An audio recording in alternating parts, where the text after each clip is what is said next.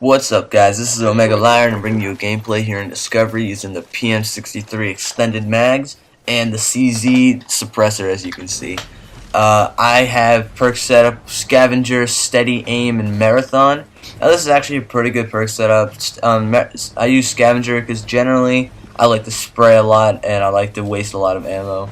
It's sort of similar to the way Extras plays, where he's shooting before he's aiming, so it's a good perk to have for me. It doesn't fit everyone, but I like it. Now I have Nova Gas, and Nova Gas is pretty good for objective play because you can cut off a certain area for a pretty decent amount of time. I think it's something like 5 seconds. So it's like a extended concussion grenade and Claymore, but I don't really use it. I don't think it gets any kills, but so the PM-63, I think I was wrong about this gun. I said in my first commentary that I didn't like it, but I came back and I was like, alright, I'm going to get a gameplay with it because it's pretty underused, and, well, generally, most people think it's a pretty bad gun, but I liked it. It has pretty low recoil, very high fire rate, and when you throw Scavenger on that, ammo's not a problem, so I think this is probably the best class setup you can get because it also has a fast reload, so sleight of hand isn't even necessary. See right here, pick up a nice little double kill long shot. Not that long, but it's for the PM-63. Now, the submachine guns, you always want to set yourself up in close to middle range engagements because anything long range, you're pretty much not going to win. As you see, when I go on to defense, I'll set myself up on B, and I'll explain that later, but I'm always running around. I'm staying in that building right there. I'm staying in these close range. Come back just to see me get a knife. But I'm always making sure that my engagements are close range. Because if they're not going to be close range, there's a pretty low chance that I win. So that's basically how you want to play the PM-63.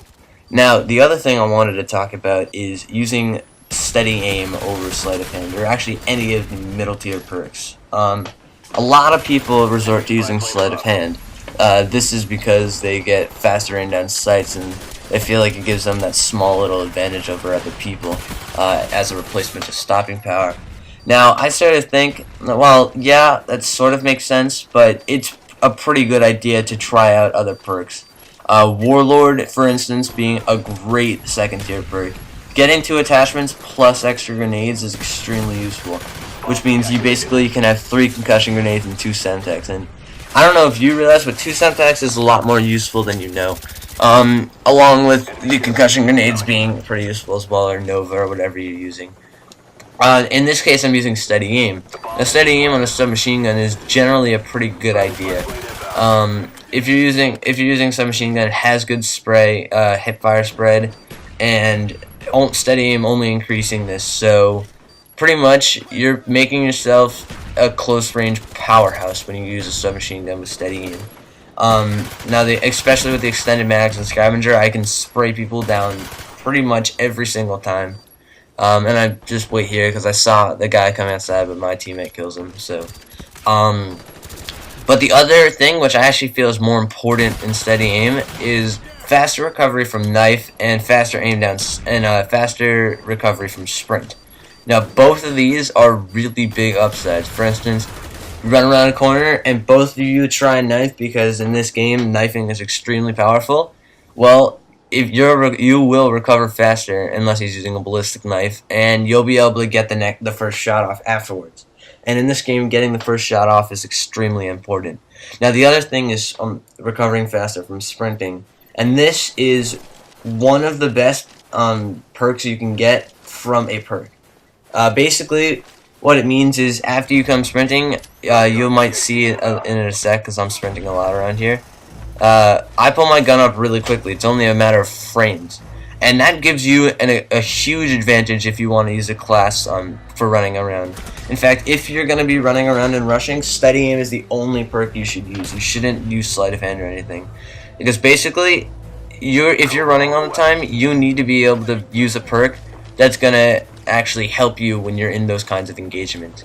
And I don't know if it happens too much in this game, but I'm going to be bringing gameplay later on where I show the true effect of that, where we'll be using a Stoner 63 with a Steady Aim and extended mags, and I'll just show you the effectiveness of the perk. So Steady Aim is a really good idea.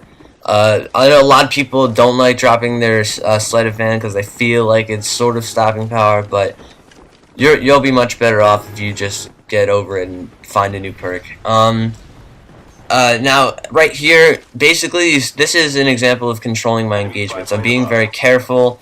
I'm on the close range side of the map. There's no long aisles of sight on this side, so I knew it was a good idea to stay here. And as you see, I picked this guy up. That's medium range. The PM-63 has much better range than the Uzi, but it's still a good idea to not take it out to those ranges. You see, right here, I killed this guy who somehow doesn't set off that claymore. I don't know. Generally, no matter what side of a claymore I'm on, it always blows up. But get the defuse, playing the objective like a pro.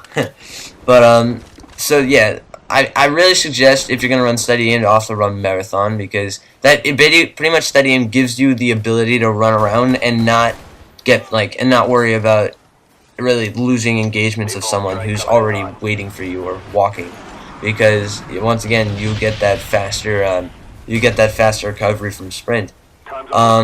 So the game is starting to run down. We got around 30 seconds left. I've been protecting B pretty much the whole time, and you'll see right here I pick up a napalm and I call it on A. The reason for this is I pretty much have map control of that side, so there's not too much to worry about it, and I'm pretty confident that most of them won't be able to beat me in close range with when I'm using PM-63. So I call him my napalm straight over A, and I don't think it gets any kills, but we end up winning the game, and I end up with a pretty good score. So basically, just try and use steady aim. It'll help you out in the long run.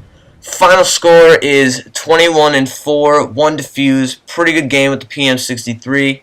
Hope you enjoyed. Comment, rate, subscribe, and I will see you in my next commentary.